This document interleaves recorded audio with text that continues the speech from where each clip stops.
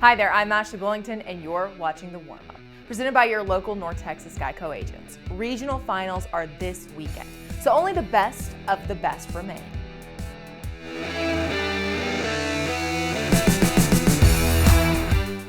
It's late in the playoffs, and that means every game is a huge matchup. Add to it that each game is a do or die, and the pressure is almost unbearable. Let's take a look at what should be some fantastic regional finals.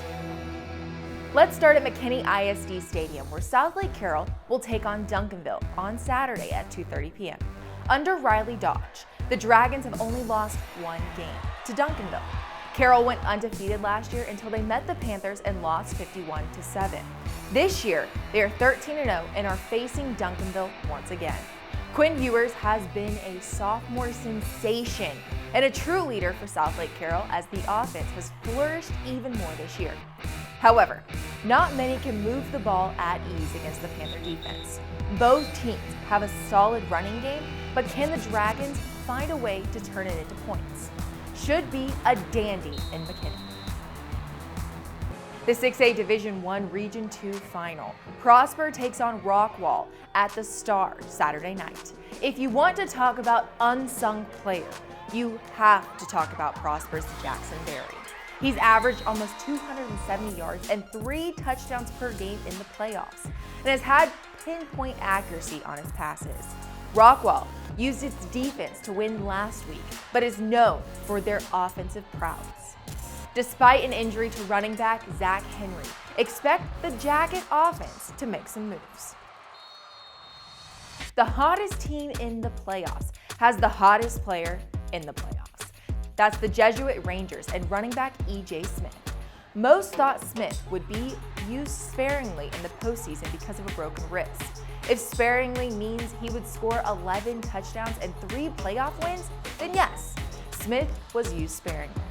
The Rangers have found every way to use him, whether it be in the backfield, wildcat, or at receiver.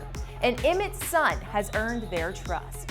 An upset win over Longview, followed by a last-minute win over Klein Collins, and now Jesuit is the hot upset pick to advance to a state semifinal. They face Spring Westfield Saturday night in Houston. If Jesuit wins, they would get the winner between Denton Guyer and Amarillo Tascosa. After their thrilling come-from-behind win over Cedar Hill, the Wildcats rolled past Arlington last week. The two-headed monster of Eli Sowers and Cadrick Cobb should put up some points, but they will need to stop the Tascosa wing T running attack. This game is at the Star at 11 a.m. Saturday morning. In 5A, the best game on the docket is Frisco Lone Star taking on Lancaster. Lone Star beat Highland Park to end the Scots' chance at 4-in-a-row state titles. Marvin Mims and a stout Ranger defense has got them this far. But will Mims be able to get open against the Tigers' D1 defensive backs? Lancaster has a hot running back themselves in Trey Bradford. The senior has broken off a bunch of long touchdown runs in the postseason, and once he sees a hole, he's gone. This game will be at Rockwall's Wilkerson Sanders Stadium Friday night. Colleyville Heritage will try to avenge an early season loss to Denton Ryan. That's not an easy task, as they will try to slow up Texas recruits Jatavian Sanders and Billy Bowman, and Alabama recruit Drew Sanders. This game will take place at the Star at 2:30 p.m. on Saturday. The TAPS championships are this weekend in Waco, too. Parish Episcopal takes on John Paul II in the Division I final Friday at noon. TC Cedar Hill plays Austin Regions in the Division II final Friday at 7 p.m. It'll be Deion Sanders' final game as the Tigers' offensive coordinator. And this week's Inside Story, we take an in-depth look at why Rockwall's Jackson Smith-Njigba may be the best wide receiver the Metroplex has ever seen. Plus, we give out our Unsung Player of the Year bobblehead. A lot of good candidates for that one. Before we go, it's time for the extra point. Real recognizes real is the same, I think. Well, Stephenville's Gavin Roundtree gave some love to Argyle's Cole Kirkpatrick on social media for his big catch he had when they beat Stephenville in the area round of the playoffs. Our game of the week this week is Duncanville versus South Lake Carroll. Well, last weekend versus Midlandly, the Dragons' one-handed catch made SportsCenter's top 10. Dumas had an epic win versus Decatur.